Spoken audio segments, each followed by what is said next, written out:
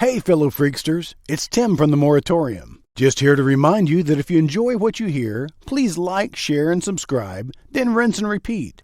We're just a couple of small-town nerds trying to make sweet geek love to your ear holes, and we can use your support. Look for us on your favorite social media, or contact us at moviemoratorium@gmail.com. Now that that's out of the way, on with the shenanigans. Welcome to the Moratorium. I'm your host, Tim Kornman. Each week, I will be joined by some esteemed, and I use that term loosely, movie watchers, and breaking down some of the weirdest and strangest films to ever, not necessarily, grace the big screen. These are the deep dive oddities and backroom bootlegs that appeal only to the die-hard film fans. So sit back and enjoy the ride into the dark vault of the movie Moratorium.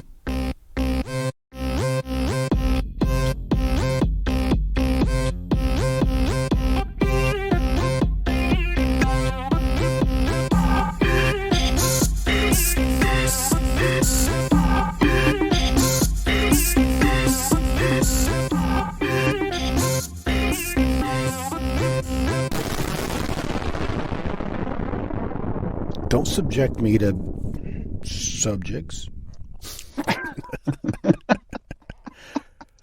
Oh, boy. All right. Did you finally finish watching the movie? I did. All right. Now you're ready to go watch it again? Oh, I can't wait. Because Because maybe the second time it'll make sense. no, I don't think so. I've got a lot to talk about. Okay. Well, I say that.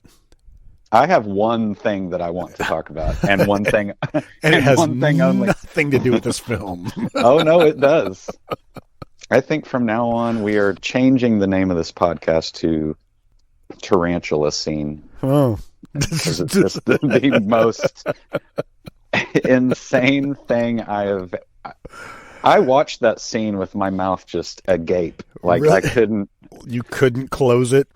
Yeah, I haven't seen this movie in a long time, and I didn't realize that scene was so insane. And it goes on. Oh, it's like a And good. on. I was kind of watching the time. I was like, it's a solid 3 minutes, but Oh. that 3 minutes feels like forever. Yeah, they But- stretch it out. We'll talk about that, I guess, when we get to. Yeah, we'll have to. Okay, Oh, maybe I should what turn that in the world? off. Grindhouse releasing. I do love it. I didn't realize that's who. It is nice seeing that at the beginning of this movie. Well, I think it's because didn't Tarantino put out an edition of that? I don't know. I could be lying. Well, he put that in front of Grindhouse. No, not just the No, not intro, the- but he had something to do with re-releasing The Beyond, I think. Well, he had his hand in a lot of things to bring shit back. Oh, that's what it was. His Rolling Thunder. Yeah, because Yeah, I knew I- Rolling Thunder was one of his favorite films. You ever seen that movie? Yeah, Oh man. yeah. I it's forgot nuts. what's his name. I forgot his name. Oh man. I see his Devine- face. not- William Not Devane. Divine. I was saying Divine. Yeah. Hmm. Divine. Divine. Totally different film. Let's not mistake those movies. Wow. So do we need to say what's going on in this episode? Oh, I guess we're watching a movie, aren't we? Well, first, let's start off with, hey, welcome to the Moratorium. Oh man. We've Hey. been talking already for 10 minutes. He is Vigo. No, I'm your Oh host. my gosh. Every time, it's either we're going to Peter McNichol or John Travolta or Gary Busey. We're going to pick on one of these guys every freaking time. Yeah. Peter McNichol just seems like I want to bully him for some reason. All right, I'm your host, Tim. With me, as always, is Jason Walker. Am I a co-host, would you say? no. Are we equal, or are you Yeah. kind of my boss? No. Yay. Hey, go sweep that floor. Hey, what are you doing over there? You got time to lean, you got time to clean. That's right. Today marks what the second movie in the trilogy of the Gates of Hell trilogy for Lucio Fulci. We are watching and it's a doozy. The Beyond. Which, okay, gather me this, because when we get into the film, they talk about this. They talk about that there were 7 gates of hell. Mm-hmm. So why did they stop at 3 movies? I mean, where are the other 4 gates? Yeah, because it does seem like just these 3 movies were shot over like a couple year period, all the same actors or and actresses, or a weekend. Because I just got done watching House by the Cemetery, and I'm trying to find which one comes out first. This is the first one, The Beyond, right? No. We watched it in order. Okay, good. So City of the Living Dead, The Beyond, and House by the Cemetery. Okay. But yeah, they don't really have anything to do with one another. No, but the same girl is in all 3 films, but she playing different characters. Right. I dare you to try to pronounce her name. Does she have a really Catriona McCall? Not very good. I love her picture on IMDb, which I think is from House by the Cemetery. It just shows her looking through some cement cracks. And like I said, I said this before, and I'll say it again. I enjoy the actors and actresses that put up just bizarre pictures on their IMDb. Yeah. All right. Yeah. Well, I mean, they're probably proud of that stuff, Yeah. There's some doozies, but there's some that is the back of somebody's head. Yeah. There's 2 or 3 people in the picture. You're like, oh, who am I looking at? Yeah. It just cracks me up. I'm going to start collecting them. What that makes me think of when I see her bio picture is Lucio Fulci put his actors through hell. I mean, it looks like it just must be.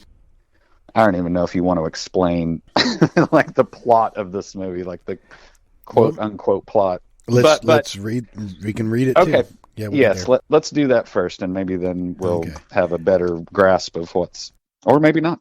A young woman inherits an old hotel in Louisiana, where following a series of supernatural accidents, quote unquote, accidents, she learns that the building was built over one of the entrances to hell.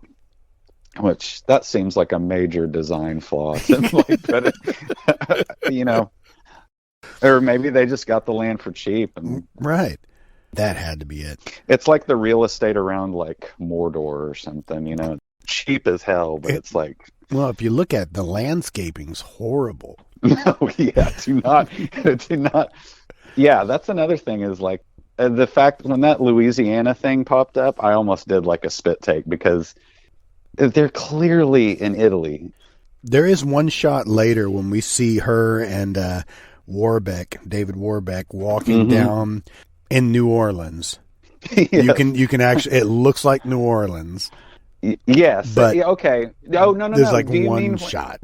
No, they cut to like a band, right? Like a horns, Well, yeah, they're walking. Yeah, they go into a jazz club. Okay, we'll cover that because I've got so much to talk about that too.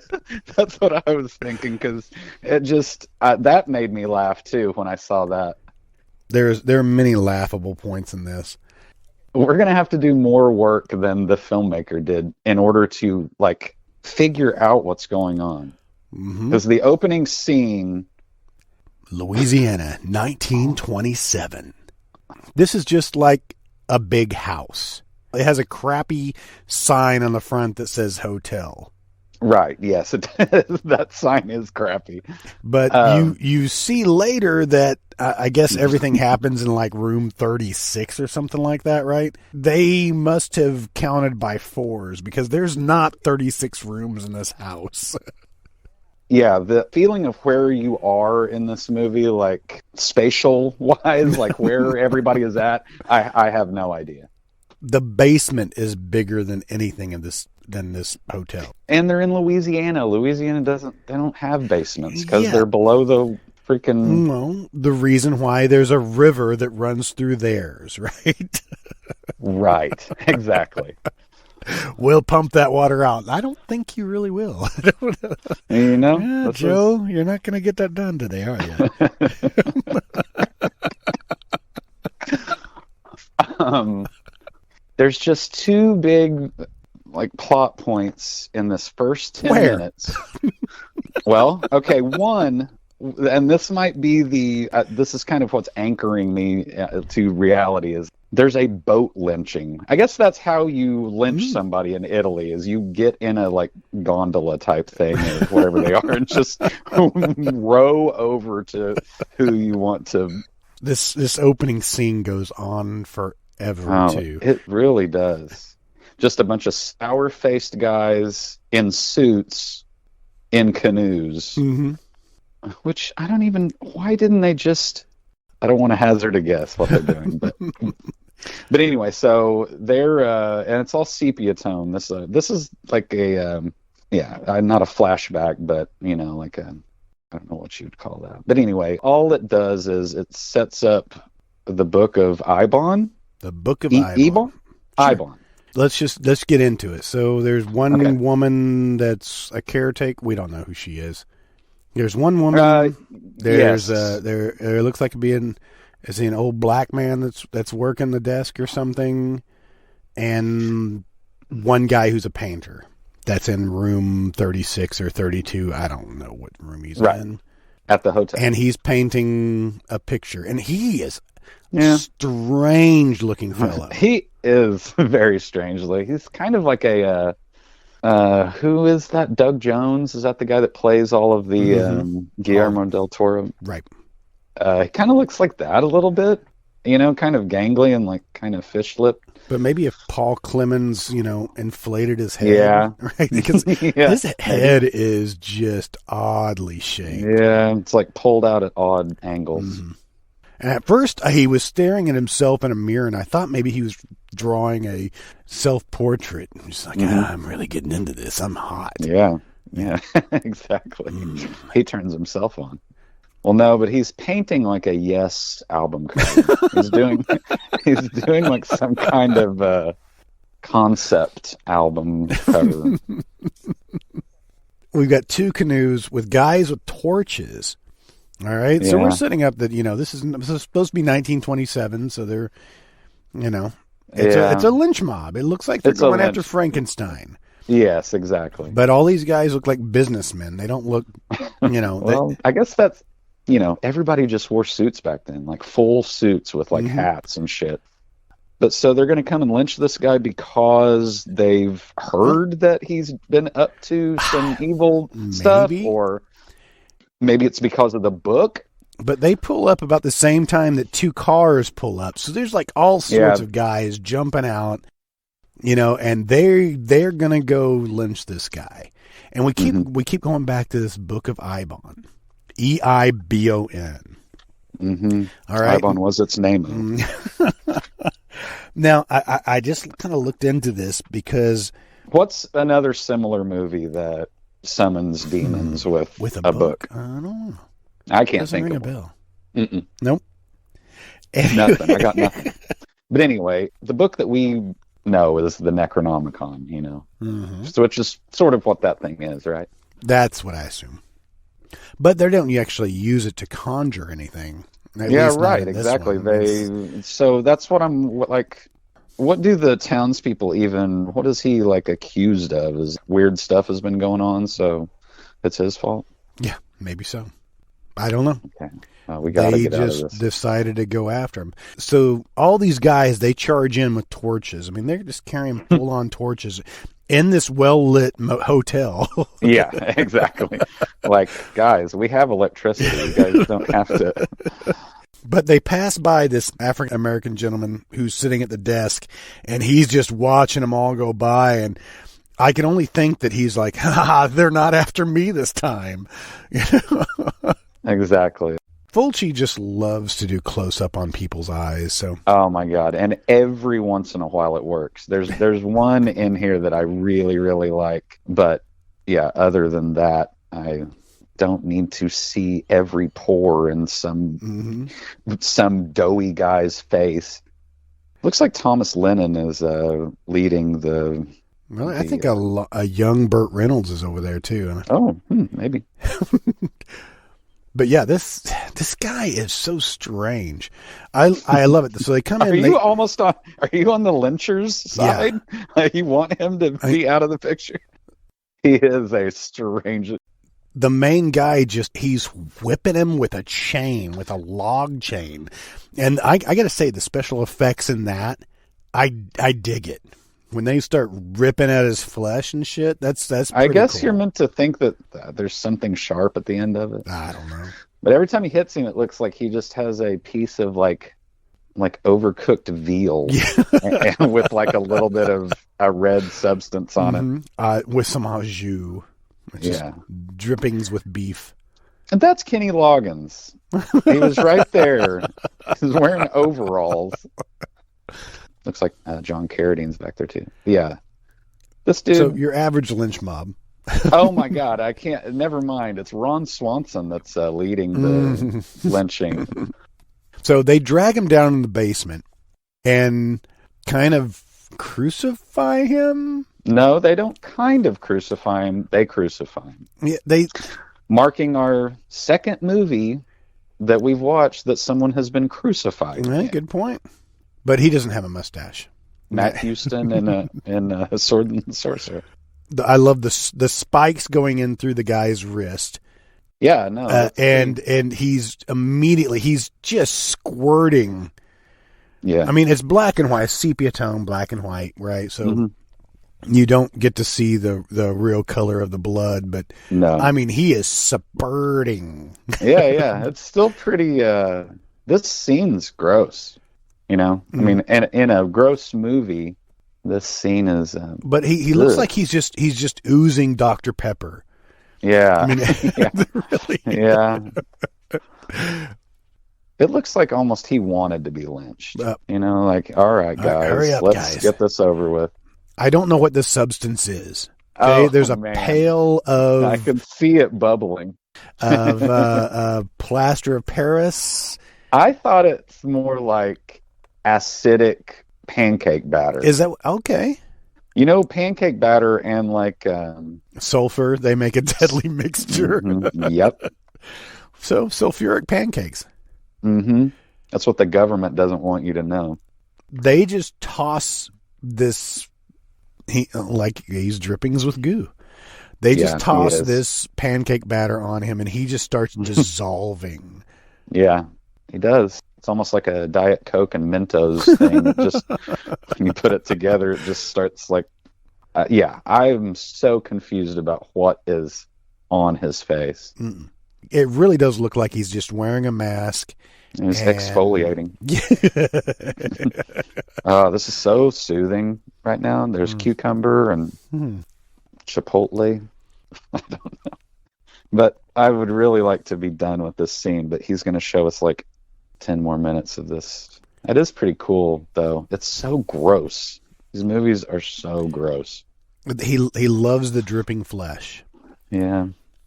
While they're lynching this guy in the basement, the girl that we saw at the beginning is looking at the book of Ibon. Yeah, she looks like Sandra Locke. And she's reading. Yeah, Sandra Locke is just reading the book, and it catches on fire in front of her. A midnight reading while there's a lynching going on. It happens. Yeah. It's Louisiana in the 20s. What do you expect? Exactly. Do a little light reading and listening to the sounds of lynching downstairs. But I did dig that transition from the fire coming out of the book then when we get the credit sequence with the fire in the background. That's pretty cool. And the 80s prog rock. Yeah, they did some different music in this, but they did at certain points they kind of went back to the John Carpenter-esque feel for a little bit. Did you look to see like who exactly does the music? Because it does sound like, I mean, you know, around that time John Carpenter was making music and Dario Argento and Goblin were making. It sounds a lot like Goblin, you know, that did all the music for Argento's movies, or a lot of them. Yeah, it's just like prog, you know, lots of keyboards, and it's pretty cool. Music by Fabio Frizzi is right there in the credits. Oh, yeah. Frizzi. Frizzi. Old Frizzy. Hey, Hey. Frizzy, man. Hey, Frizzy Pants. You brought the keg. No, I'm sure he was a complete professional when he was. There we go. Music department, Giacomo del Orso. Maurizio Guarni. Agosto Margalino. Whatever. Okay, it's actually really offensive is that you're talking like Wario when you say all of their names. What? I only know one language. Yeah. English, and I know it barely. Barely. And that's pushing it. Yeah, but I don't know. I just wish there was some type of protocol for when an American wants to pronounce, you're not learning a language. You just want to say a couple of words a couple of times.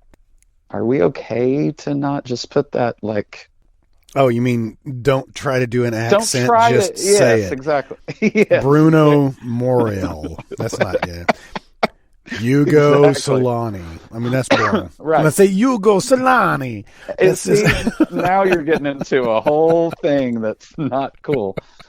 But yeah, so anyway. But it is hard about... And so everyone... Okay, never mind. I'm sorry. I know. We're still in the credits. We're still in the credits. And I know this is probably offensive. I apologize to our Italian listeners. Anybody's listening to this. Exactly. Who cares? But Fonzie, I mean, he kind of we'll just Fonzie it up every once in a while. Just Fonzie it up. If you see a name that you think you've got a shot at pronouncing right, go for it. Oh. Yeah, I don't think this is the movie to do that with. Massimo Lantini. It is fun to say. Gianetto Vincenzo Tomasi. Oh man. Directed by Lucio Fulci. I got to say, when Lucio shows up in this, wow. Who is he? Like a coroner or something? No, he's he's credited with clerk. Oh. Town clerk. Oh, he's doing the undercover boss thing. He's got a menial job. But the voiceovers, again. I know. Wow. Man. Yep, they kind of dip in and out, and you never know when one is coming up. City of the Living Dead didn't have a voiceover, did it? This was funny about this is that when the narrator does show up, he only muddies the waters more because he's saying all this like he's reading out of... Oh, I guess he is reading out of the book of Ibon when he... Oh, okay. All right. We'll when it comes to it. Jump to Louisiana, 1981. Yep. Woo! Definitely not Italy. Right. And this house and or hotel looks exactly the same. They just took the sign down and threw it aside. Yeah. Yeah. I'm like, all right, well, this is obviously 60 years later. Obviously. They have vans. Ernest P. Worrell is painting the house. Oh my God, that scene is hilarious. And she says, "Hey, Robert," or whatever. And he's like, "Hey, Mrs. Whoever," and we'll have this side of the house done by this afternoon. I'm definitely not Italian. I'm from Louisiana. I do dig this. It made me laugh. So I love horror films that just make me laugh to begin with. I almost did a spit take on this one too because it looks like one of the Ernest movies. It looks like a scene that would happen in like Ernest Scared Stupid or something. Because he looks in the window, sees a face looking back at him with those eggshell eyes. Yep, Sonderlock with white eyes. Yeah. Yep. Yeah. They do, eggshell's a good way to... there are a lot of close-ups of literally every actor in this movie. You will know their faces in detail, even if you don't want every crag of their face. Yeah, I'm looking at you, Joe the plumber, because I had to look at his fucking face for way too long. Jeez. Okay, anyway, so... He looks through the house window and sees this. It's the blonde. It's the The blind chick. Sandra Locke, but now she has like contacts. Yeah. She didn't have contacts in earlier. Now she has white contacts. Oh, so this was the chick that was reading the book? Yeah. Oh, see, I didn't get that. Well, I just got it on this viewing. All right. But I still could be wrong. Hey, no, that kind of makes sense. So that would mean for her to still be, she's a ghost, right? She has to be. Well, I mean, we assumed she was a ghost anyway. Okay, right? It's a haunted hotel. So, yeah, he just takes a flying leap backwards off the scaffolding. Yeah, he flexes his knees. Like he almost says whee when he does it because he is only falling like 8 feet. 8 foot, but he bounces like a basketball. Yeah, he bounces, and immediately it looks like he was eating like a jelly-filled donut or something. Blood just squirts out of his mouth. And I love they bring him inside, put him on the couch, and they're consoling him. And he is just move him around as much as possible. That's what you're supposed to do, right? Yeah, twist his head back and forth, make sure it's still attached, make sure he's comfortable. Yeah. Prop him up. Don't bother wiping off any of the blood or, applying a bandage to whatever might be bleeding. No, but the guy that's hanging out with the chick who bought the hotel, he's just hovering over him smoking a pipe. Like, that'll happen, I guess. Well, I mean, it's horrible and all that he fell down, but who is that guy that is walking around with her?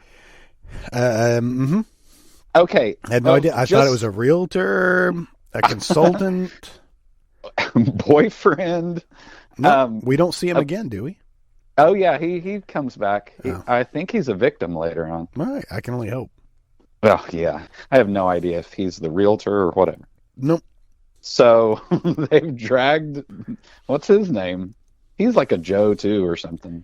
What, the painter guy? Painter, yeah. I have no idea. Okay, so I'm watching this scene again with the painter, and like it looks like Lucio Fulci has invented the unsteady cam because it like looks like he's rolling it around on gravel, and it's kind of makes you a little sick to your stomach. You're focusing on the actors, but the scene keeps on shaking and stuff. Anyway, I'm sorry. That's just okay. I'm done. You're done with that? Because then a guy shows up in his car, and is he a doctor? He is the doctor. They come in and they just basically manhandle this guy, the painter, just pick him up willy-nilly, like, and just haul him out. He looks like he was caught in like a Murphy bed or something. How can we bend this guy in the weirdest angles right after a horrible fall? Okay, so they do say that they're going to call the doctor. That guy pulls up. I mean, he's a doctor, obviously, so he has a, badass car, It's like a Cutlass Supreme, and he just pulls, a tiny black bag out. Did he have a little satchel bag? I didn't know. Yes, he had one of those, then that's official. He's a doctor. He's got a bag. Yeah, he for sure didn't steal that car and just happened to have a bag in the back of it. But that guy needs a stretcher. He doesn't need. He needs an ambulance. Not the other painter to come over and hey, you grab his legs, would you? Yeah. Hey, I'm sorry about the fall and all, but you're not getting paid for this, right? That's right.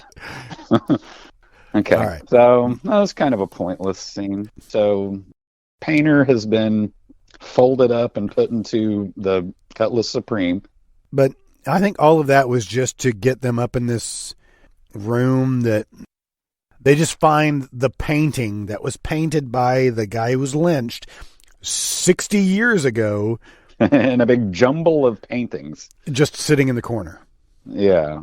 You have to watch this movie twice in a row to understand all of it. But it really is, it is spooky. Like when they find that painting and stuff, and I like it when it's on a plot, like they actually wrote parts of it out instead of just showing up. Did they just show a close-up of blood on the ground where the painter had fallen, and then Joe the plumber just drives over it? I think so. Yeah, you're so. Right. And Joe the plumber, just to seal that this is not Italy, that this Right. is Southern Oh my God. America. He's got a license tag in the front that says Jesus Christ is the answer. Huh, I didn't notice Yeah. that. The number 36, does that have significance other than it's the room that guy was like lynched in, Right. but it's also on an old-timey cash register. Well, What's that all about? I think that's the call box that I guess you so can that call the is front room desk. 36. Oh, okay. So yeah, I didn't probably realize they were explained in that. like the front desk area. The lobby. Let's all go to the lobby. Mm-mm. Nope. Ixnay. Do we have to pay for that song too? Nope, I just don't want to listen to it. Oh, okay. So, I don't remember why they called Joe the plumber. They've got a water leak, I guess. Well, the basement's flooded. Yeah, we didn't even show that first. Just Joe just shows up. When her and that curly redheaded guy are walking and talking, they're doing a lot of exposition, but I did not pay attention to a word of it. Nope. And you probably don't even have to in order to stay caught up. Okay, so Joe's in the basement with the girl, and out of nowhere, there is a woman in the flooded basement just hanging out. She says that she made a path for Joe. Yeah, there is a small, like, wooden planks walkway, but nobody uses it. Yeah, everybody just 2x6 walks stuck through this knee-deep water, this yeah, the housekeeper... pool. Yeah, the housekeeper has, like, big rubber boots on. Like, well, it's flooded, but I still keep, like, rutabagas and shit down here. I gotta go get, But I think the girl that has the hotel, Liza owns the hotel. What is the main character's name? Liza. Because Merrill. you're going to hear it 500 times. Liza. But no, she mentions that this girl, which is Martha, Veronica Laser or Lazar. I like Laser. Like better. Laser. Veronica Laser. She mentions that her and I think her husband, they're not really helping. That they're just right. there. They came with the house. Yeah, she says that at some point, but they've already had a prior... that is hilarious to have, like, live-in, housekeepers that don't keep house. They're just grandfathered in. Mm-hmm. And, okay, this is one thing that I really need to figure out. Everybody knows who Joe is. You know what I mean? When you have a river in your basement, you call Joe. Possibly a gateway to hell. Yeah. He's the man to call. Yeah, okay.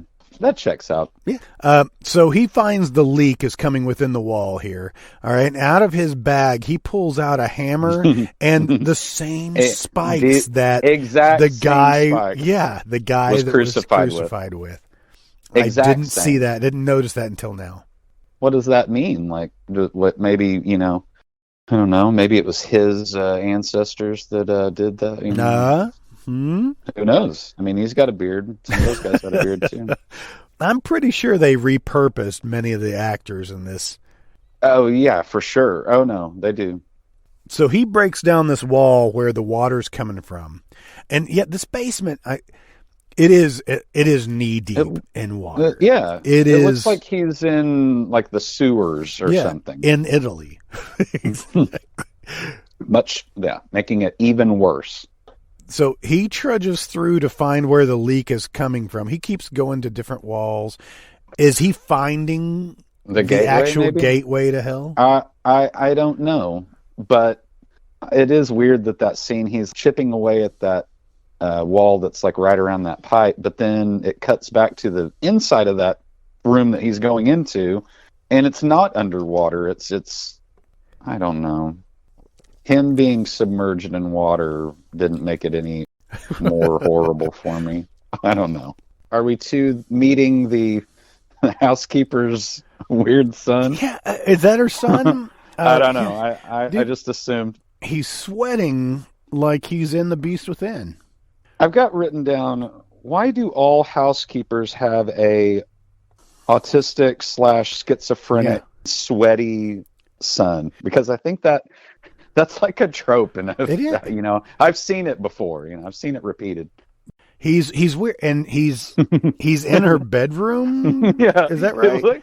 Yes, and I think they mean to say that he's like, because she kind of says his name. What's his name? I don't know. She says his name really loud when she walks in, and he totally was going through her panty drawer. Is it Arthur? Arthur. Yes. Arthur. Yeah. She says Arthur, and he's like, huh? What? He said, I was looking for keys. Yeah. And she's like, oh, okay. Yeah, keys. Not panties. Nope. You definitely don't have any of my panties in your pocket, do you? That's what she should have said. He's kind of like the Bob in this, like from City of the Living Dead. He's just the sweaty, pale, creepy. He looks like he's sweating through his jacket too. I mean, he looks very moist all over. Everybody in this movie looks very uncomfortable. Even the main, well, obviously the main girl. All right, so now I'm to Joe getting his mind blown by this wall falling down. Joe's picking at the wall, but the wall's just disintegrating by itself. This is what I assume is just the gate of hell just opening up, and he actually has a yeah, like I knew this was going to happen before this weird skeletal hand comes out, grabs him in the face, and plucks out one of his eyes. Yeah, I actually jumped.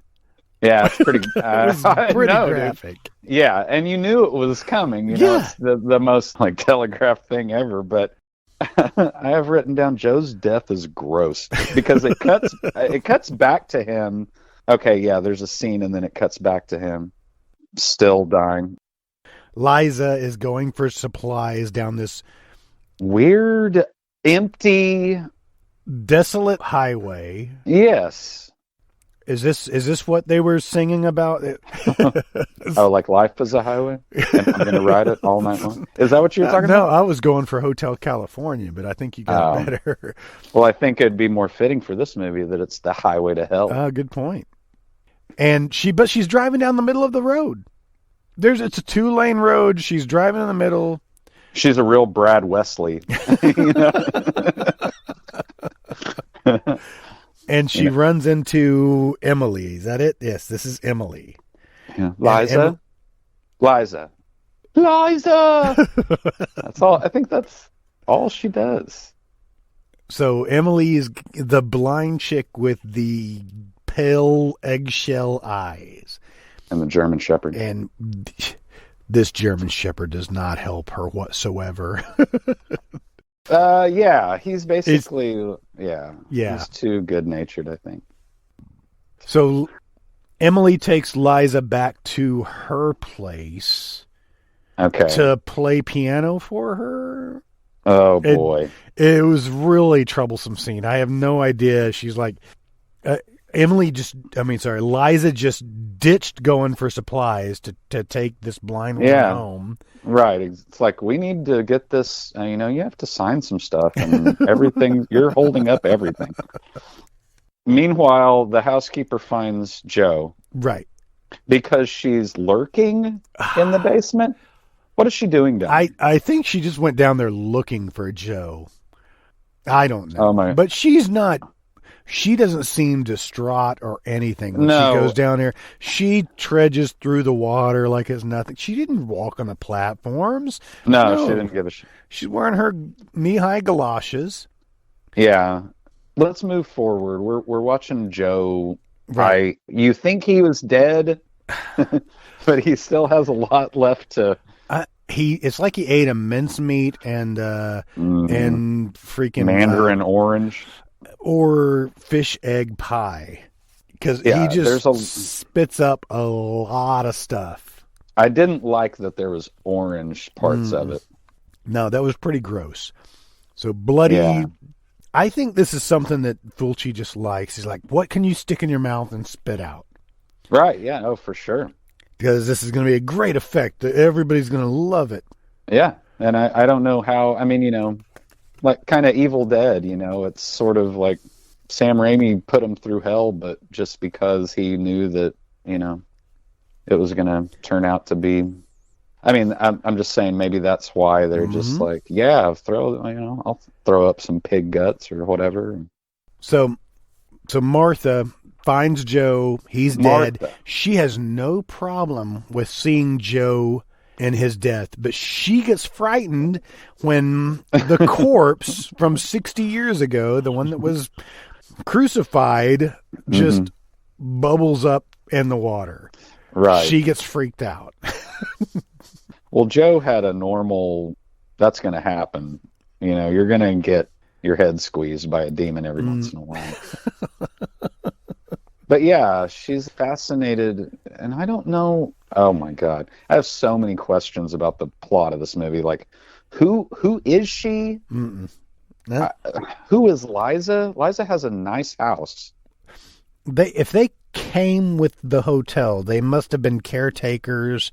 No, they had to be just squatters, and they're like, all right, you can stay.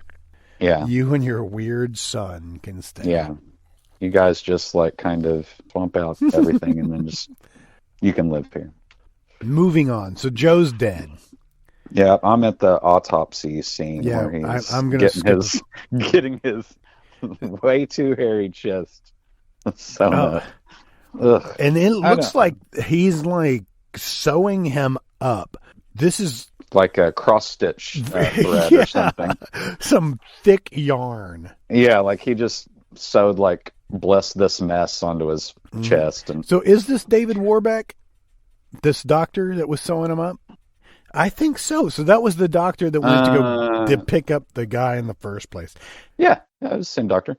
Yeah, and he's talking to another surgeon, I assume. This is Dr. Harris. Yeah, has the huge mustache. I looked at it as if he's like a cross between Robert Redford and William H. Macy. Yeah, I could see that. And they're talking about an oscilloscope. He's like, right. Why are you wanting to put... Is it... Yeah, he's like, is it okay if I hook up my brainwave machine to him? I'm like, yeah, he's dead. But yeah, he's like, he's been dead. I thought they said 6 years. But obviously it's 60 years. Right? Yeah. He was like, he's hooking up an oscilloscope, which we'll talk about this later because I've got problems with that scene too. Okay, good. I was hoping that you had a little insight on it because I looked up an oscilloscope to see exactly. I don't know what they do. I don't want to talk about this longer than we have to, but could an oscilloscope show him like brain waves if he on a 60-year-old? It doesn't make any sense why he would want to hook him up in the first place. But I'll go ahead and say it, because when we do see the oscilloscope actually doing something, it's with a heartbeat. Right, like, exactly. Which not makes what you don't have a heartbeat in your brain, do you? I'm no doctor. I work with many. And maybe you could ask them the next time you go in, just like, hey, is a heartbeat the same as a brain beat? They're just and then I get fired. Let me see your card. Just set it on fire. You do not belong in here. You need to go work for the cafeteria. Get on out of here. Great. Oh, I don't know. That scene made me laugh earlier, especially because that guy is just so like mellow doctor. Like he fucking probably smokes a joint in the bathroom and gets back to the surgery. So David Warbeck walks out of the hospital. He's walking down the sidewalk in which he has parked his car on the sidewalk. Yeah, dude. With a car as badass as his, you don't need. I mean, is it a Cutlass or is it like a Delta 88? What is that? It's not. It's definitely not a Delta 88. Okay. Monte Carlo? I don't know. I think of like drug dealers when I think of the car that this doctor has.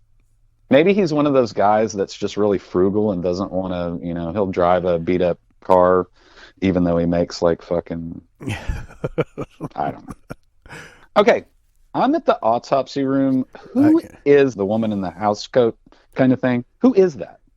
That's what I'm thinking. Is this Joe's wife and Joe's daughter, possibly? Okay. Because she's bringing clothes to put on Joe for the funeral. Okay. Which she should basically be just dropping this off. My wife giggled at this because the autopsy room has a sign outside that says "Do not entry." Huh. Interesting. And E just laughed at that. Yeah. You'll see a lot of that. I'm like, it's Italian. What do you want? I there's probably an explanation for it, but I'm just, why doesn't the movie just happen in Italy? Or why do they have to base it in, I guess they were trying to get those American dollars. Yeah, I guess so. It's just this movie made maybe 500 million or 500,000. Yeah, I can't imagine like 500 million. Wow. No, this did not make money.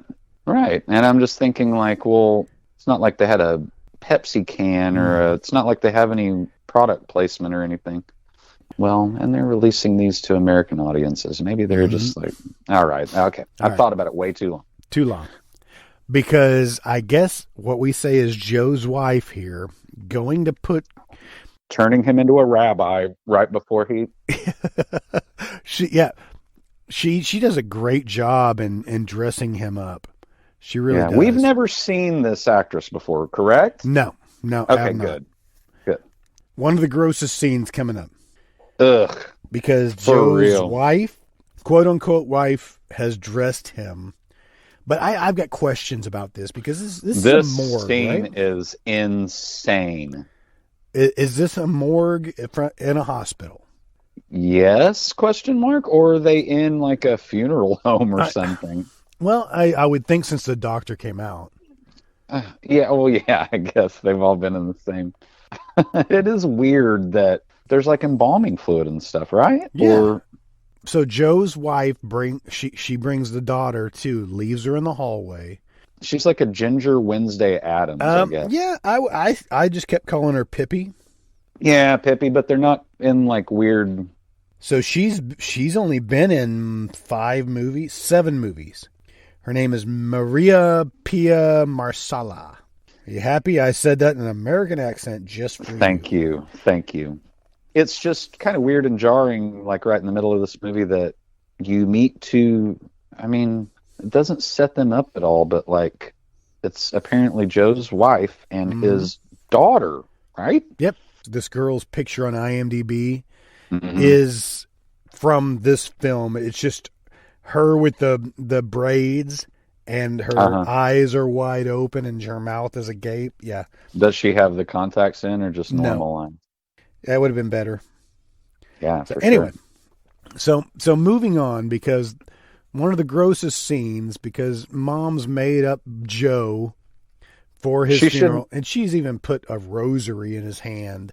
Okay, now just 10 seconds. The other body that is laying next to Joe is recovered from the hotel. And is the body of the artist that we saw? Yes. Oh man. Well, that's a big. If that's who that is, then I fully understand every aspect of this movie. The screenplay could not have been tighter, or it's like a Shane Black, movie. Like everything is just. Yes, I get it. Okay.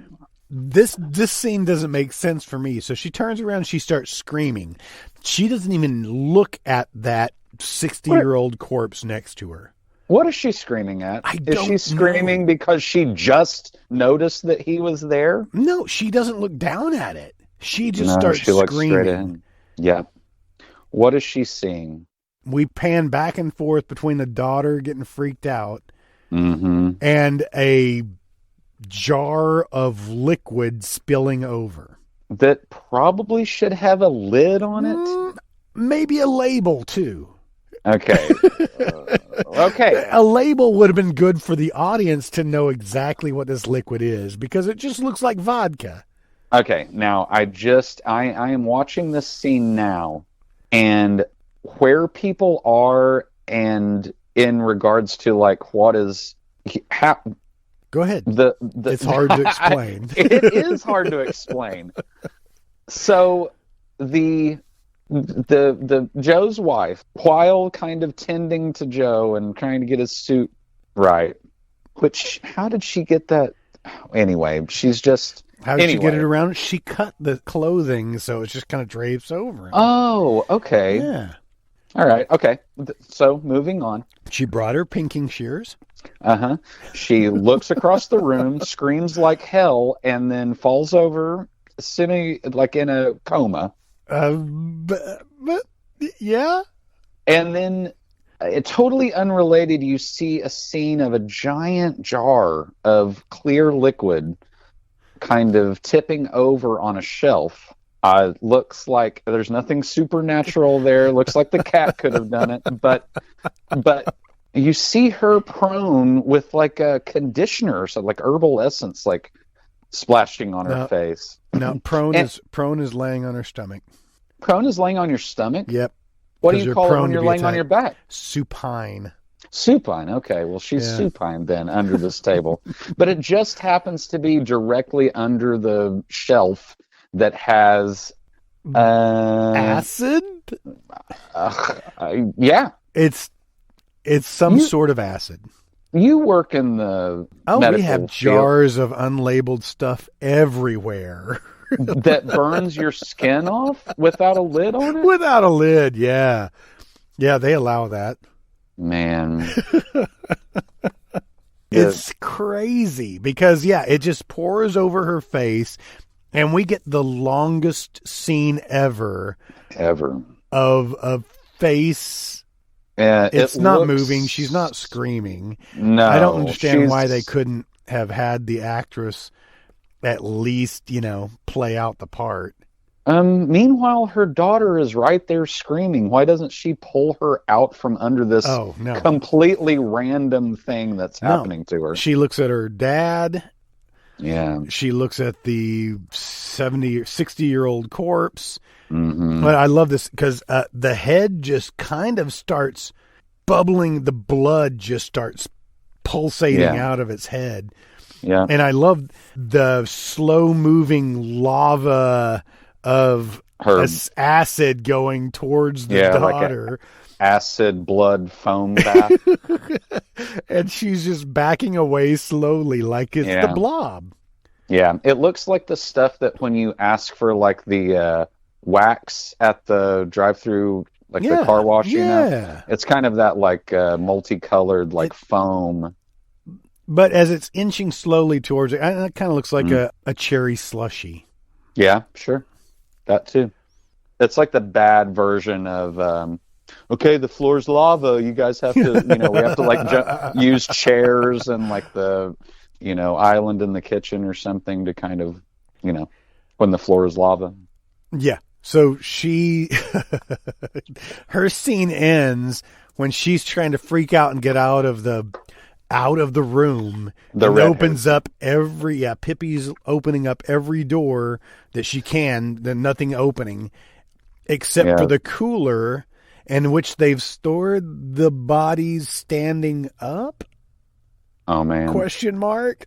Yeah, ready to groan at you and fall at like a Weekend at Bernie's. Right, or when Chunk opens up the door. They got Rocky Road.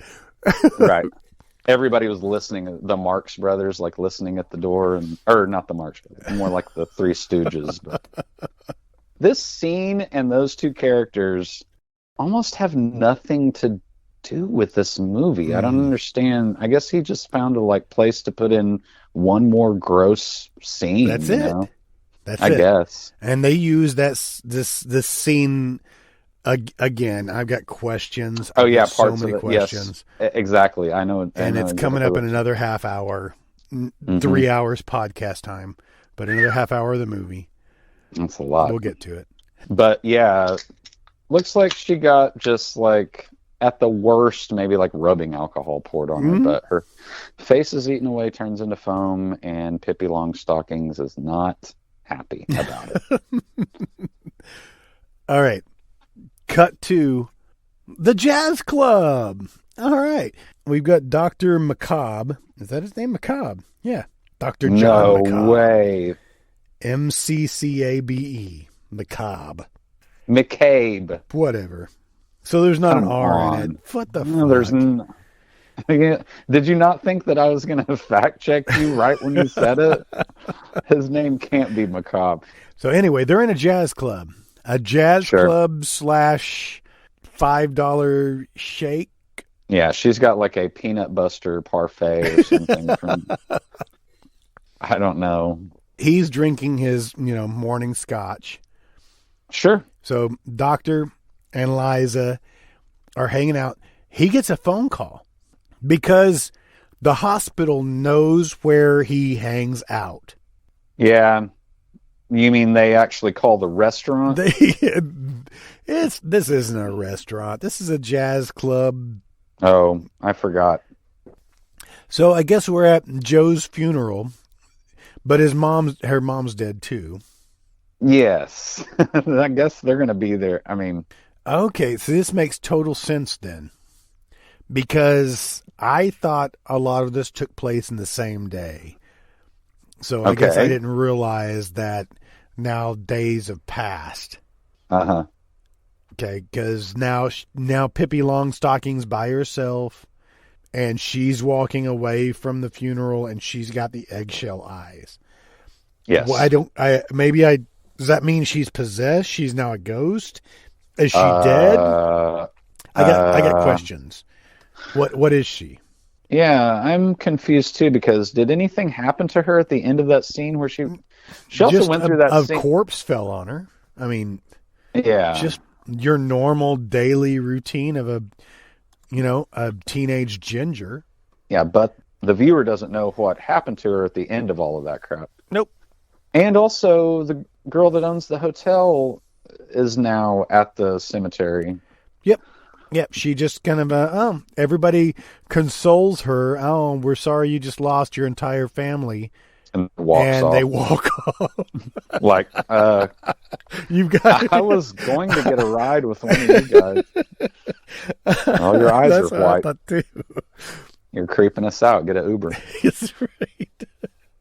You're on your own now, kid. You're on your own. Meanwhile, back at the hotel.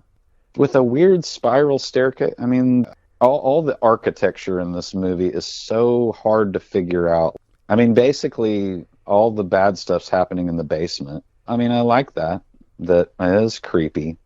It's very kind of Evil Dead. They've just got that wet, damp, like, root cellar and, So this girl, Emily, is talking to Liza at the hotel. Yeah, not creepy at all. And they keep closing in on her eyes, and I got to tell you, that slow zoom into her eyes was really creepy there. Yeah, all of that checks out. Like, that is great, and that actress is really she's selling it. Kind of lends to like an otherwise kind of crappy, like, again, that steady cam, like, quote unquote, like, he is just walking through this hotel. And you can feel every footstep, and it kind of makes me nauseous a little bit. I wanted to give, great thanks to the Foley director on this. Oh, my God. There are so many footsteps that are done with... Yeah, just after the fact. It's horrible. There was one in particular that I heard that I was like, oh, my God. They didn't need to... I get that they're walking. I don't need to hear that. Like a way turned up, like,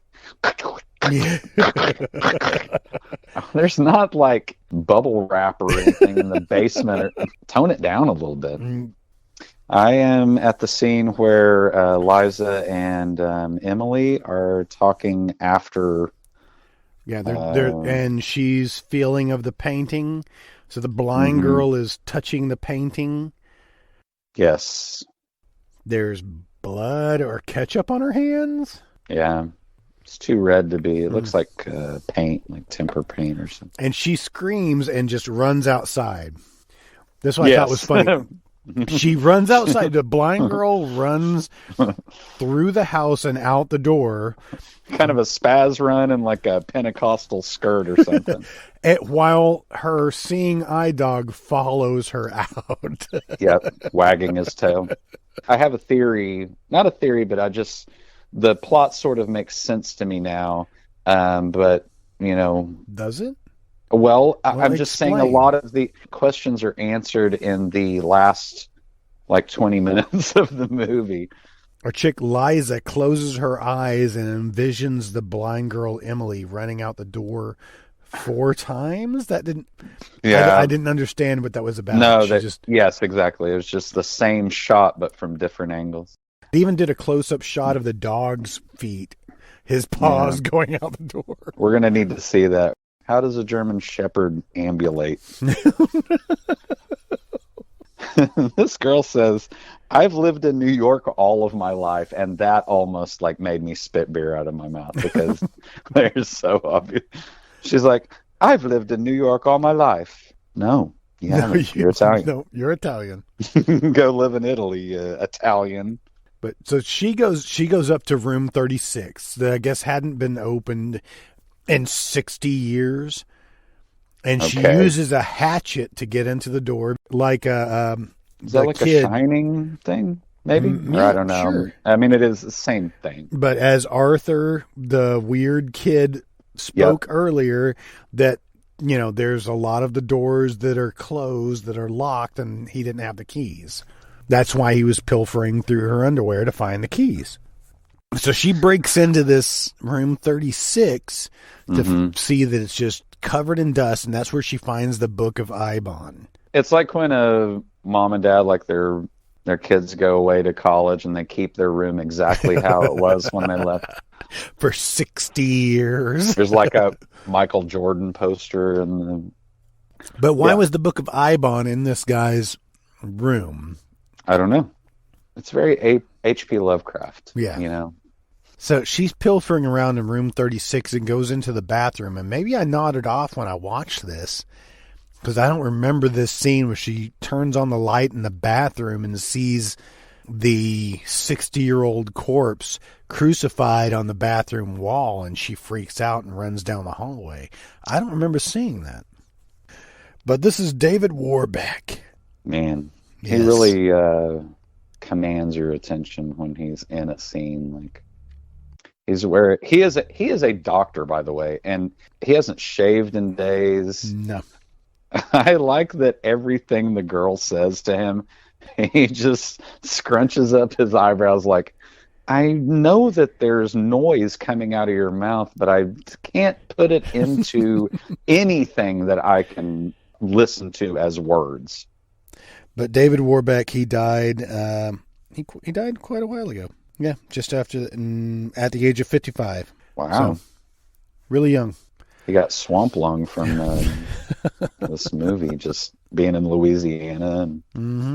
But he's got a little smugginess to him, Oh, no, he's a smug bastard. There's a scene where she's trying to say, every scene basically, but she's trying to say something to him, and it just closes in on his eyebrows kind of crinkling up like, okay, where is this stupid woman going with this? And he's like, how can I get her to stop talking? I'd listen to you more if you had no clothes on. Exactly.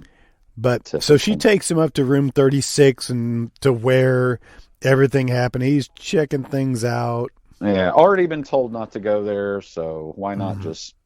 In which they just find the spikes in the bathroom wall where the guy was supposedly hanging, but...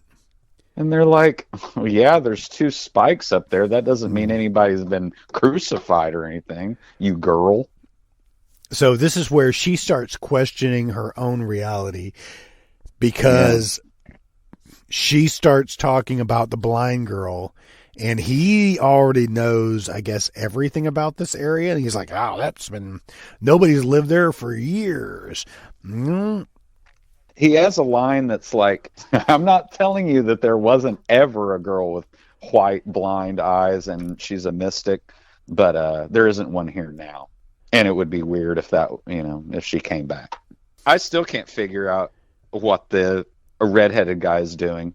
He is at a library now, I guess, trying to find a copy of Ibon, the Book of Ibon. She is or he is? He is the redheaded dude. You talking about the redheaded guy? I was thinking that was the doctor you were talking about. You're talking about no. You're talking about the guy who has the pipe. Yes. Who's just using Yes. She's walking with her down the courtyard when they go into a small little library because she sees the Book of Ibon. Right. Okay. Yes. Sitting there, and she runs inside, but it's not the Book of Ibon. And the creepy bookseller. The librarian guy looks like a T-Bird from The Crow. Yeah. Michael fired Patrick, up. Something. Anyway. But yeah, he's got a weird. It's got a shot on his face, and he's got one 2-inch long hair on his nose. On his nose.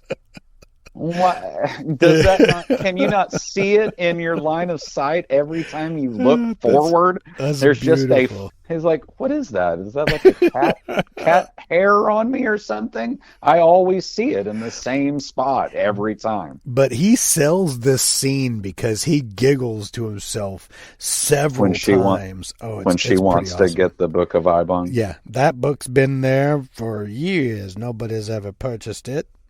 And everybody that has got horrible disease and died. But I don't think there's anything for you to worry about. I'm clearly from Louisiana and not at all Italian. You can obviously see from my body that I would talk like this. I'm not a beautiful, tiny little white man. I feel like everybody in this movie is going towards the same... Nobody wants to be eaten by demons, But if they could all get on the same page, okay, this is what we're doing, First of all, just don't stay the night at that hotel either. No. Burn it down. Okay, so the dork from Friday the 13th Part 2 has found the Book of Ibon. Looks like the original print. He says to himself, Hotel 7 Doors. What the? Are you asking me that? As the movie? Are you... Oh my God. And then he gets zapped and falls off a ladder. That's Lucio Fulci taking him to the library to find that book. Okay. Whoever they had dub in Lucio Fulci's voice, it is hilarious. Because it is super Southern. Yeah. The polar opposite of an Italian. Yes. I love that. Oh my God. Okay, I'm watching some stuff on subtitles when this guy with the pipe. Who is that? We don't even know his name. What does he do?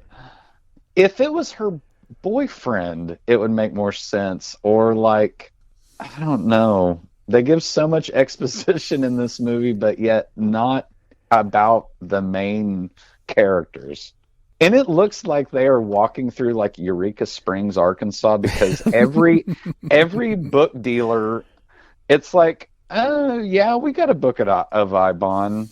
Yeah, it's right up there on the shelf.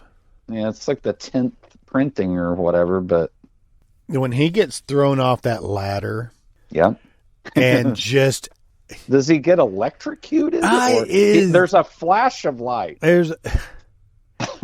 But he is totally just comatose.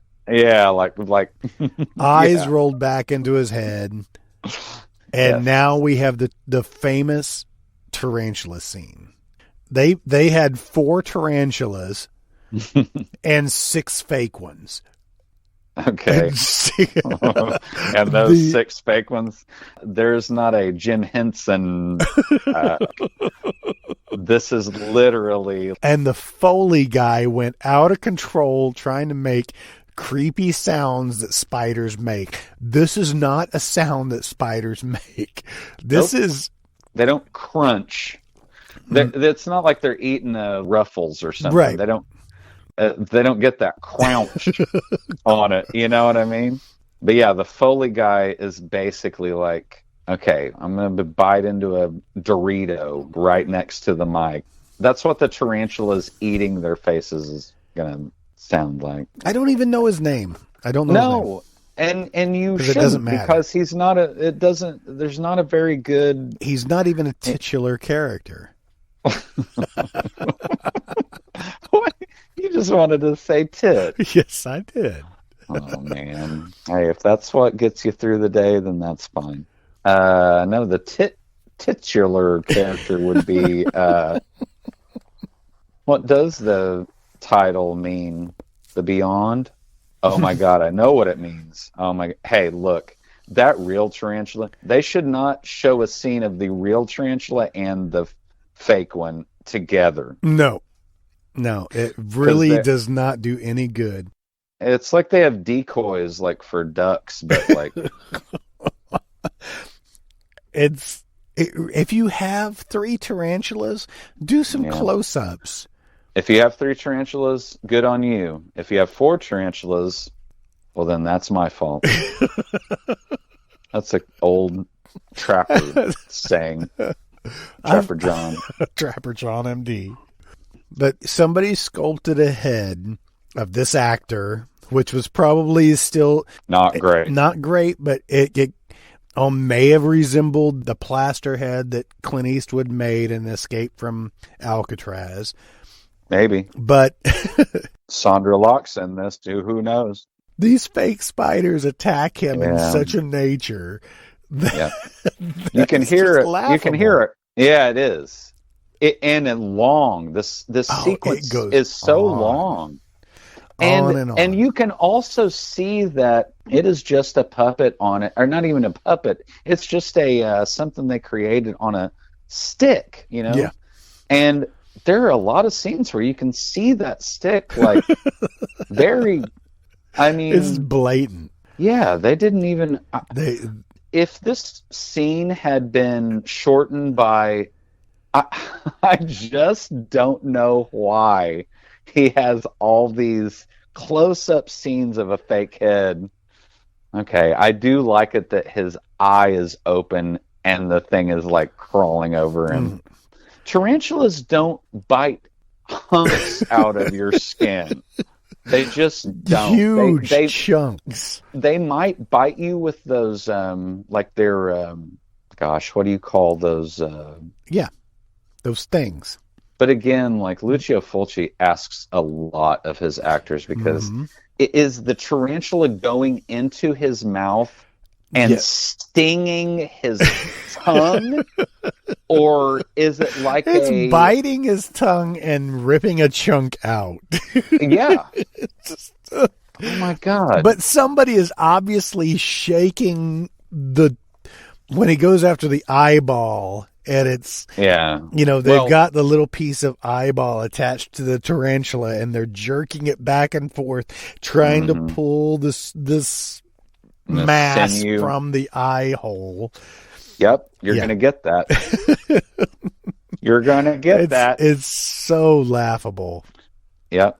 There's some scenes that aren't a fake head, and that actor is letting someone put that thing in his mouth and, like, bring out a big gristly piece of... Tarantulas are so specific. They want to eat your face, and if they can get at it, all the soft parts in your mouth. Which I had no clue that's I've what they learned were like. So much. Oh, I am still learning. Yeah. When I vote in November, I'm going to vote for, whoever's going to...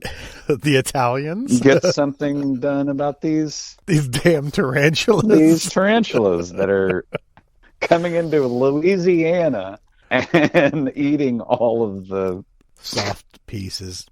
I don't know. If you get eaten by a tarantula, that's on you. 50% on you. 50% tarantula and 50% on you. Okay, let's try to just power through this because there's a lot so much. more. We haven't even gotten to the zombies yet. Oh my God. But Really? so the doctor is checking out where the blind girl supposedly lives, and he sees her house as it actually is.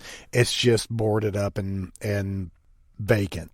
And he finds a book of Ibon there as well. Oh my God, guys! They're everywhere. They probably have hundreds of dollars in fees at the library. Okay, let's move on so we can get to the zombies already. Okay. Because he's just reading the book of Ibon. Yeah. Maybe a little exposition. This does pay off at the end of the movie. I will say, I absolutely love the end of this movie because it's kind of like Evil Dead a little bit. It's kind of up in the air what actually happens at the end. Mm-hmm. Martha's now cleaning up room 36. Yes. In the hotel.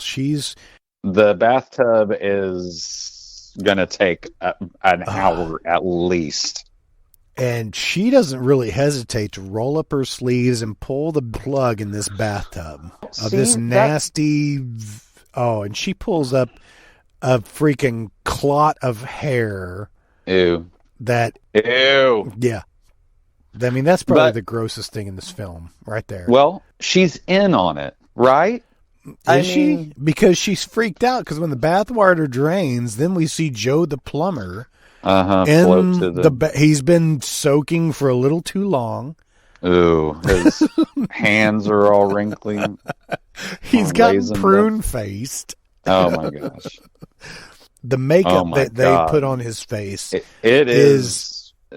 Yeah. Go ahead and say it. It's. I like it. Yeah. I mean, I think it's a little. I mean, it does look like his face, kind of, if it melted. Mm-hmm. It's slightly melted. Yeah. So are they pulling a Shining moment where he kind of crawls out of the bathtub? Yeah, exactly. I mean, I think that this was 81, right? Mm-hmm. And he walks slowly towards Martha and grabs her by the face, just as he was when he was killed, right? And shoves her back onto one of the nails that is still in the wall. One of those spikes. I love this scene because it comes out her eyeball. Yeah. And that eyeball pokes out like the old man in Friday the 13th Part 3, was it? Yeah. When he was trying to the Doomsayer in Friday the 13th Part 3 with that eyeball. Yeah. It looked great. He said someone gave it to him. Yeah. Yeah. It's good stuff. Yeah, it is. But yeah, she shouldn't be putting her hand in there. No, she shouldn't have pulled out that wad of hair. Looks like au jus. Meanwhile, while you're waiting, the doctor goes back to the morgue to check out, I guess, the 60-year-old corpse, and he's looking at the Book of Ibon. What's he trying to do here?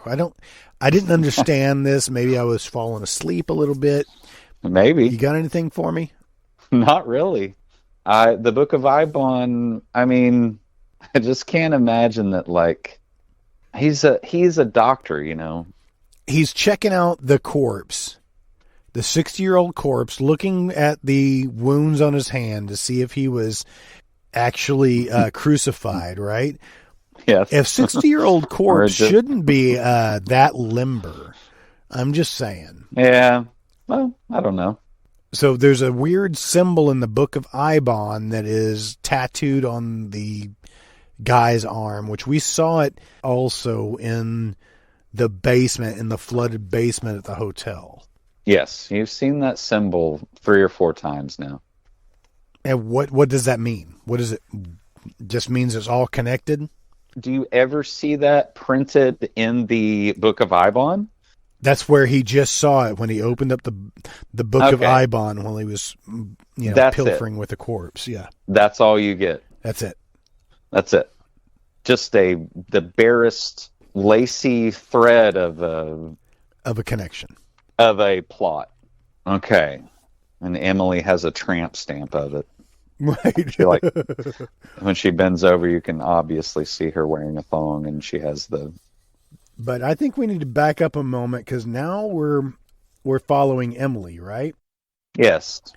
Right. So Emily is now being surrounded by all of the she's zombies. summoned to the hotel for some reason. Guys, stop going to the hotel. That's where all the bad stuff happens. Just stop it. So we've got all the court. We never even saw the son, Arthur. We never saw him get killed, right? The last time you see him, he is in that weird basement, like mortaring bricks together or something. Like Martha told him, okay, don't come upstairs until you rebuild this like cask of Amontillado fucking wall in here. Yeah. Never mind all the river of... Never mind every like murder that's happened in the basement. So Emily sixed her dog on this 60-year-old zombie corpse. Emily's German Shepherd is called Dickie. Ah, Dickie. Get him, Dickie. I thought you just named them all King back in the 70s, but that's fine. Those white eyes do not look comfortable. So I love this. So I don't know why it was necessary, but so she's sitting there, she's blind with her seeing eye dog. Yep. And there is 6 maybe zombies hanging out watching her. One of them is a 60-year-old zombie. One of them is Joe the plumber. One of them is the kid, Arthur the boy. Oh yeah, now he's a now he's a zombie. The dog attacks a 60-year-old zombie, but I don't know why she's blind. She doesn't even know how many zombies are around her, does she? No. And I like that scene where she's kind of like, feeling around in the room and they're all looking at her, from different like doorways and stuff. But why do is it because is she like a, ancestor of Sandra Locke? I don't know. I think it's the same chick. Yeah, it's the same chick. She's just spooky. Yeah.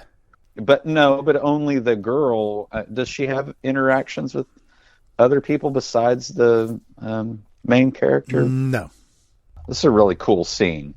I like seeing all the different zombies together, And even though that they're hanging out together, you enjoy the fact that they can enjoy each other's company. Yeah, that sure they have differences, but it's like, hey, end of the week, Friday around around like 3:00 in the afternoon. Hey guys, you want to go hang out at Emily's after we get done here? Let's go do some shooters, It feels very Evil Dead, like Joe's makeup, Joe's face, yeah. Yeah, and the other guy, I don't even know who that. Oh, all right. See, is Dr. Harris there too? Well, no, not Dr. Harris, but the redheaded. Yeah, that's Dr. Harris. Okay. The redheaded doctor is Dr. Harris. Okay. Yes, he's in there. So is the mom in there? There is a figure with long hair. So that must have been... Yeah, the mom. The mom, yeah. Joe's wife. Joe's wife, yeah. They got her face burned off with acid, question mark? But yeah, Dickie. But Dickie just attacks the pinnacle main zombie. Right, yeah. He's the, if you're going by vampire rules, then you'd want to kill him first. All the zombies disappear after he attacks them. I swear to God, I don't know what is going on in this movie right now. I don't know who any of the zombies were. And she's a ghost, is she not? Yeah.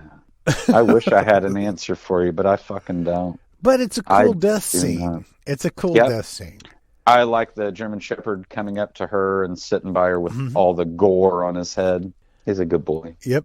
Good boy until he's not a good boy and goes for her fucking throat. Oh, that looks like the killer shrews, from Mystery Science Theater. That is literally like when you see their mouths, It's just a puppet. It's just like just a hand. a guy's hand in there. Yeah. And she is she's gushing like a freaking chocolate fountain. Yeah. And It's it goes gross. for her ear Yeah. and chews at the side of its out of her head, which is Pulls it awesome. off. Blood is just pulsating out. And if you look closely, you can still see her earlobe underneath the prosthetic. You don't have to look closely. You can obviously see it. And the fact that there is a guy with like just his mouth in a sock, basically. It's good stuff. Yeah. I like that. Why did that? Well, I don't want to go back, but like, why did that happen?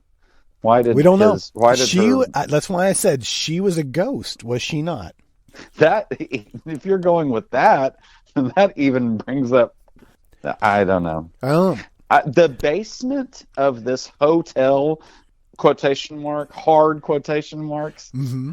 It is like a labyrinth. Yeah, it's an underground Italian labyrinth. The platforms that Martha put down are only for the cameraman now going down into the basement because he's the only one that's Martha. used them. Like, for some reason, she has gone back down into the basement and she tries to cross one of those little bridges.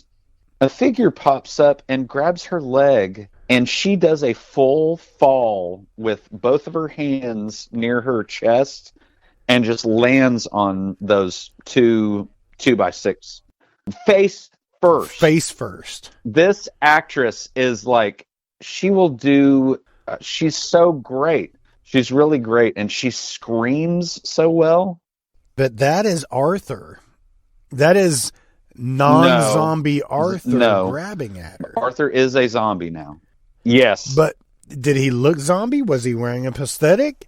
No. He just looked like himself. I mean, unless you're thinking he went down there as like, these are my people. I'm going to stay with them and teach them how to play Dungeons and Dragons. She runs back upstairs where the doctor is there. Every other scene that these people are in, there is beaded up sweat on their foreheads. And I don't know if I read it in the trivia or whatever, but it was supposed to be just like a unnaturally like hot summer. So can you imagine that? Can you imagine like having like makeup on your face and shit when it's like 100 degrees outside? Anyway, moving on. She's wearing a cardigan now, and they're going back into the... He doesn't believe what she's selling, so she has to prove it to him. Takes him back down into the quote-unquote basement to show him this is where the zombies attacked me. Yeah. No, I'm right there with you. All right, so we're down in the basement, not dungeon. Okay, and she's convinced him to at least like meet her halfway and like, okay, if we're going to see, you've got to see what I've been seeing. And he has a lot more information than you would think. He knows about the Book of Ebon. There's a really uncomfortable music video scene where they are on one of those, bridges between, again, their basement, quote unquote, is like the tunnels under Paris. They're just... catacombs. Catacombs, exactly. Wouldn't be weird if you saw like a giant like coffin like shoot out of, poltergeist but style. There's, yeah, exactly. I thought about that too. Because there's a lot of flashing lights. They're trying to escape. Yeah. So they run out, and now the water that's in the basement is turning to blood. Are you asking or maybe stating this? I need to know. While that was going on, the flashing lights and everything, it was starting to drip blood from the ceiling. They were getting blood droplets all over them. It was kind of creepy. It's the scene from Amityville where they're just like driven out of the house by finally they decide maybe we should leave this hotel behind. You got to cut your losses. The coolest part is when they run out. He's what's his name? Doctor Feelgood. Yeah, Dr. Feelgood and oh my gosh, Emily, Dr. McCabe and Liza. Liza, that's it. I haven't heard her name enough, but okay, so they're freaked out. It is exactly Poltergeist. Like, they run out of the room. Shit's going crazy. They see. I love the painting. That 60-year-old painting. It starts to ooze blood. Right. I really dig that. Yeah, I do too. Okay, but now when they leave, he's like, "Hang on, I gotta unlock it from inside." Yeah. Okay, so they leave. Now look at the house. I love that. This every light on in the house and the bodies moving. It's like Kevin was setting up for the Wet Bandits. Yeah, kind of. Yeah, it was exactly, or not exactly, but it was like that a lot. But I like that scene. Like, each room has its own fucking like dark presence silhouette in it. Yeah, that's cool. Okay, the little wandering zombies, which I gotta say, these zombies, and we'll see them here in just a second too. These zombies move so goddamn slow, or not at all. They might just stand in a corner. You know, they're too shy to like talk to someone. It's tough when you're at a zombie prom. Exactly, zombie prom. But these zombies make Romero's zombies look like Fast and the Furious. So the third act of this movie is the girl that owns the hotel and her doctor. Liz and Dr. McCabe. Exactly. Decide to go back to the hospital? Oh, I don't know. Why would they go back to the hospital? There's nobody who works at this hospital. No. We've seen two people from the hospital. But he goes back to his office to pull out a gun out of the desk. So he's at the campus, I guess, for the... Sure. I think that's what they're trying to say. He's like, let's go over here. Let me pull you over here by grabbing your arm. No woman can walk by themselves in these movies. You have to jerk them around by their upper arm. So, okay, riddle me this, because I didn't get this before. Okay, Emily, the blind chick, when she touched the painting, the 60-year-old painting, she got blood on her hands. She had blood on her palms. Yeah, okay? Kind of the stigmata a little bit.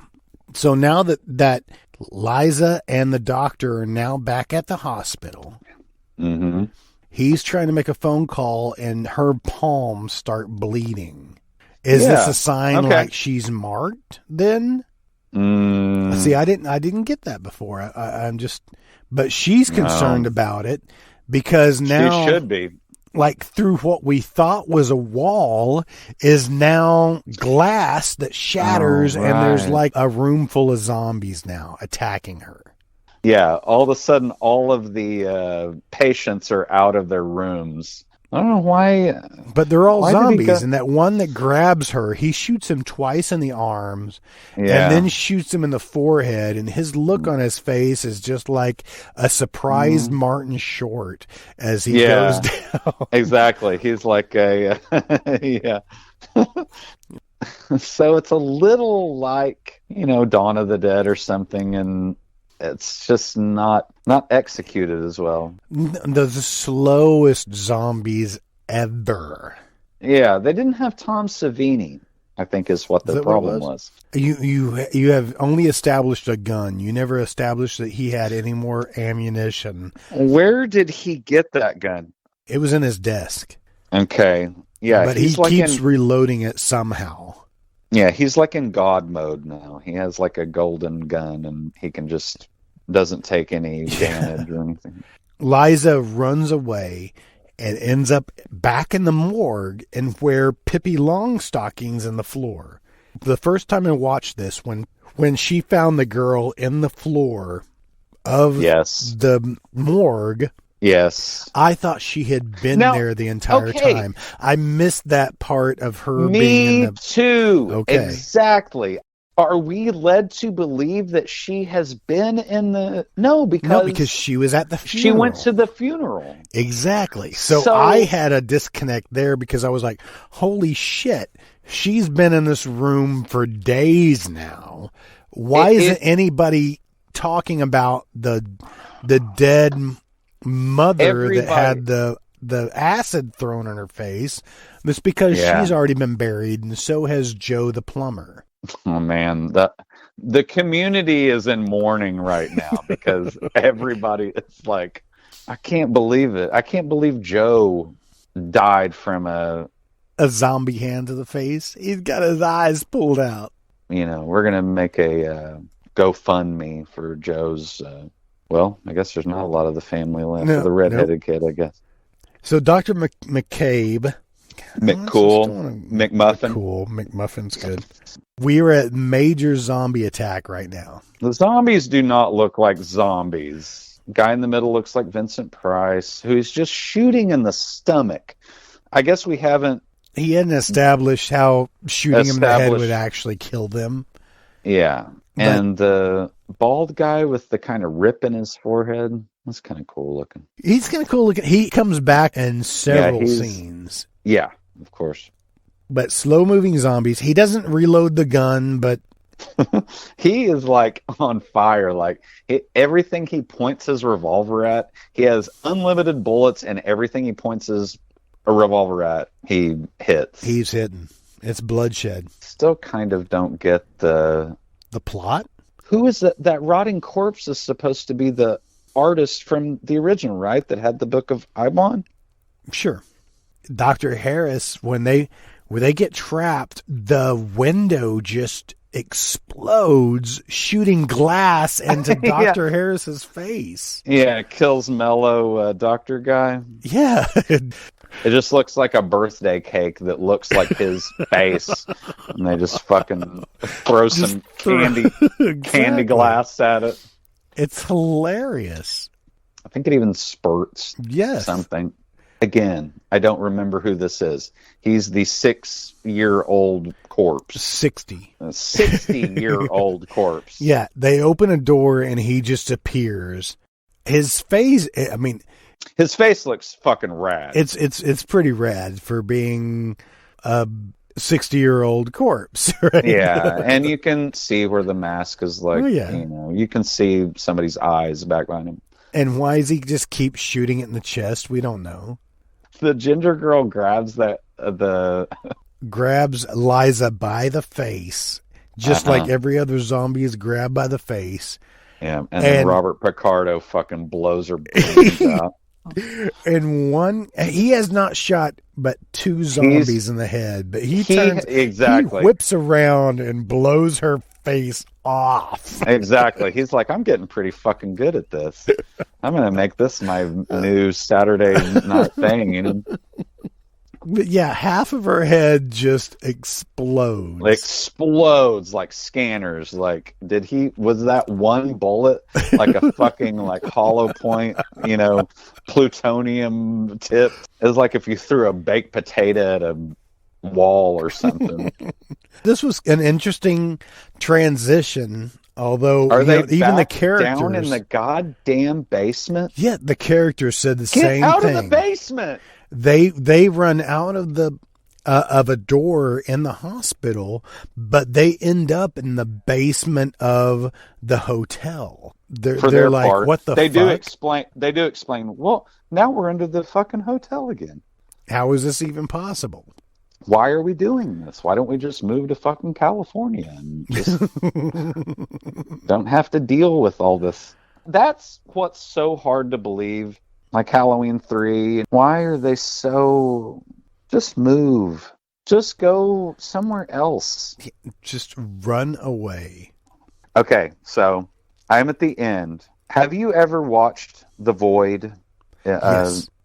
Okay, this feels like exactly like the end of The Void, where they've just walked onto a new dimension, and it's real H.P. Lovecraft. They have no clue where they are. They're walking into a fog machine. And even like Hellraiser, where they're actually like they've survived it, and now their reward is like to be in the creepiest place ever. And I really do like this ending. Yes, I do too. So you're seeing that painting earlier of all the, are we to assume that the people that are laying down were past, are they like acolytes to this, Maybe. thing, or I don't know. So this kind of makes me feel like I'm in the mouth of madness type. Yeah, a little bit where. But they walk through the fog machine to end up in the painting. And it also gets a narration at the end that I guess it's from the Book of Ibon, and then it just like dissolves into a Roger Dean album. But that's how the void ends, and I really like that. There's a very fragile, kind of. We're in a little bubble, and just on the outside of our bubble is something really horrible and. Mm-hmm. Horrible and old, and probably has tentacles, and I assume. And I dig it. Yeah, I love it. I think House by the Cemetery might be my favorite one. All right. Well, it's a good thing we're doing it next, right? Yeah, we'll have to. Now, granted, we're going to have a 6-hour yarn wall after this. Can we eat spaghetti while we're watching spaghetti? it? Yeah, spaghetti. But I really liked that movie. I don't know if it's better than, City of the Living Dead is probably my favorite. Yeah. But The Beyond does so much for the mythology of, you kind of have to watch that one first. And then I feel like this one is more, kind of setting the groundwork for what his mythology is, if things are in canon, kind of like H.P. Lovecraft, I still beg to wonder, because they stated that there were 7 gates of hell. Mm-hmm. Where are the other gates of hell? So one's where were they first? In New York? Is that where they were? Yeah, probably. Or Italy. Ohio. Ohio, Italy. Ohio, in California. One is underneath Disney World. Is that it? Which, that should not be a surprise to him. No. Should have seen that one coming. All right. So The Beyond, huh? I mean, the tarantula scene. It's good stuff. What do you think about that? Oh, it's so cheesy. It's so cheesy, but I love cheese. I have no problem with the cheese. I'd love to watch Fulci just direct, I can't believe that this movie is they have a Criterion release of this. Oh, wow. If you're going to choose one of Fulci's works to try to explain it to somebody else, I guess this would be... It's high on everybody's lists.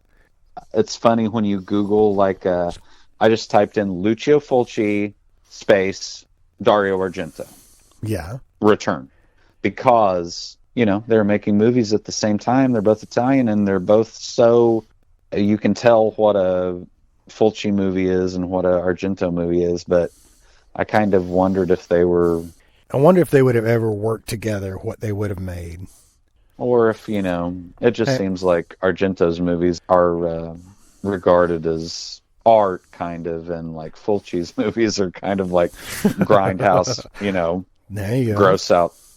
I mean, you've probably seen House by the Cemetery more than any of these movies, right? Yeah, for sure. I don't know why I zeroed in on that one. And also, Zombie. I mean, that's probably what he is known best by. Were there 3 of them or not? Okay, so Lucio Fulci's original zombie movie was just called Zombie. Okay. And I think when George Romero started... Night of the Living Dead? Yes, that Dawn of the Dead, I think. Okay. Was called Zombie in, European release or whatever. Okay. So Fulci had to change Zombie to Zombie 2, which took me forever to figure out that's... Zombie 2 is actually Zombie. You know Zombie by the picture of the like You can't prosthetic mistake. mask with like the Yeah. maggots coming out of the eyeball and the like Yeah. snaggletooth, you know. So you see zombie, you know, and that's what you. But the American release was Zombie 2. So was there ever a real Zombie 2?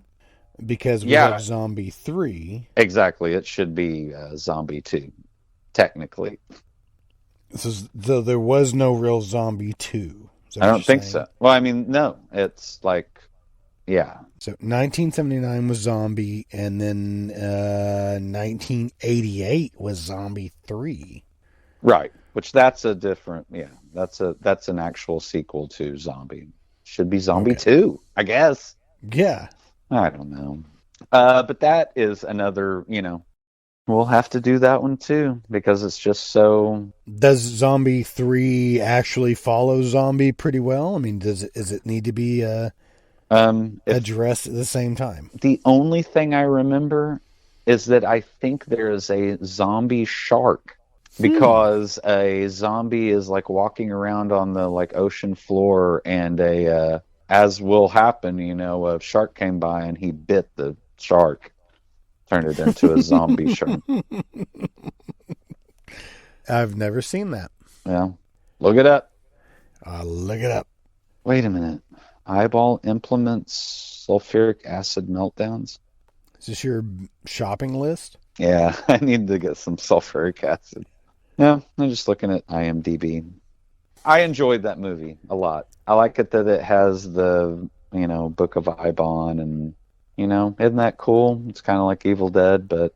Mm-hmm. The ending, I think, really, really sews it tight for me. Yeah. That's cool. The guy says to the girl, the doctor says to the girl, "Get the hell going." At some point. I don't know what that means. Get the hell going. So, all right. Do you have anything else to add here? No, I look forward to maybe doing this for other Fulci movies, especially Zombie. All right. I'm sure we can circle back around. Yeah, we'll get to it eventually. We'll have to have something a little lighthearted after this. Yeah. Maybe we should do... Oh, my gosh. You know what we should... Batteries not included? No. You know what we should do? The Watcher in the Woods. Right, oh, my God. I love that movie. Do you know what I'm talking about? I know what you're talking about. Do I remember it? Not quite. It's kind of like The Changeling, a little bit. Okay. Kind of like people sitting around and smoking and talking about a ghost story or something. Kind of like how Ghost Story was? Oh, yeah, the movie Ghost Story, what I just described and said it was The Changeling. Yeah, that's what I meant. The one with John Houseman. The Changeling is... Reel it in. You got it. You can do this. The guy from... Exorcist 3 and George C. Scott. There you go. I did not look that up on IMDb at all. Okay, well, all right, that was great. And I love Italian horror movies. They seem like they try hard, you know, just like if Americans do this, then we're just going to make this like extra gloopy and, you know. Mm-hmm. Like the Americans have never attempted to have a fake tarantula pull out part of a guy's tongue. Yeah, and make a crunch sound when it fucking gnaws down. Like it's got like a bunch he was of Pringles. Breaking into a Pringles can. Exactly. Like it pop the top. Yeah. Wow, it's beautiful. Beautiful Italian tapestry of horror. Okay, well. All right, there's more fun to come. Yeah. And I guess we bid you adieu. Signing off. Yeah, bye-bye. That was pretty good. Like an Italian bye-bye? Ciao would have actually been better, but... Are you still recording? Record me saying ciao. Or ciao, baby.